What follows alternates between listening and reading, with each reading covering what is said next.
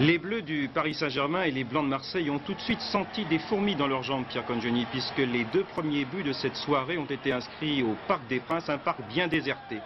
Première minute, première action donc de la rencontre, un coup franc ici, concédé par Cole, le Parisien, face à Boubacar, le Blanc marseillais.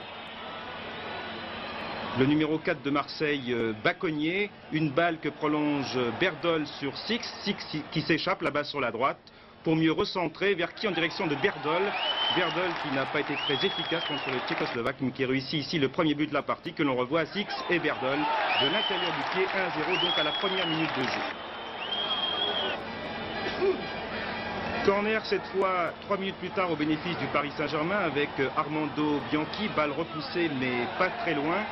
Ici c'est Lemou qui s'infiltre, il est déséquilibré par le Marseillais Fernandez et c'est un coup franc mais cette fois au bénéfice du Paris Saint-Germain. Battenet est là, Mijon aussi mais qui repousse devant 3 maillots bleus dont celui de Bureau et c'est l'égalisation que nous revoyons. Donc un but partout après 4 minutes de jeu. On pratiquait, vous le constatez, un football offensif, tellement offensif que les défenses faisaient preuve de largesse et les acteurs de maladresse, car malgré une débauche d'attaque, surtout côté Paris Saint-Germain, la mi-temps avait été sifflée sur le score de 1-1.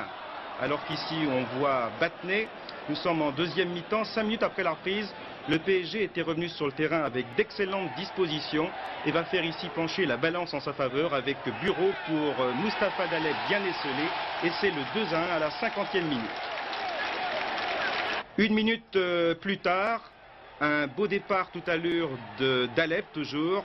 Un beau redoublement de passe avec Bianchi pour Daleb en direction de la surface. Il est balancé ici par un blanc, en l'occurrence Svinka. C'est le pénalty indiscutable qu'indique M. Verbeek.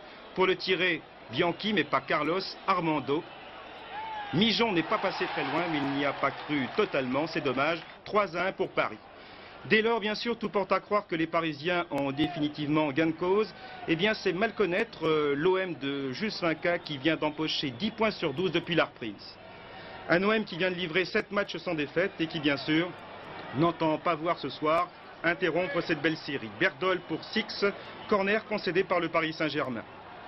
Pour le tirer, Six et de la tête, une formidable reprise de Duig, 3-2. L'Olympique de Marseille est remis en selle et va poursuivre ses efforts qui vont être tout de suite récompensés. Corner à la 80e minute, Baratelli dégage du point pas très loin, Boubacar et Berdol qui prolongent, c'est l'égalisation 3-3. Égalisation méritée, on pense dès lors que les Marseillais vont sauvegarder ce point, mais de l'autre côté il y a le diable de Carlos Bianchi qui a des antennes et qui doit savoir peut-être qu'à Monaco, Onis l'a rejoint au classement des buteurs, alors regardez. Renaud, Lemou, et puis qui est là, Carlos Bianchi, une formidable reprise, 4-3 pour le Paris Saint-Germain. Comme c'est magnifique, on vous remontre cette reprise modèle, Bianchi 21 buts, buteur numéro 1, Paris Saint-Germain 4, Olympique de Marseille 3, on en restera là.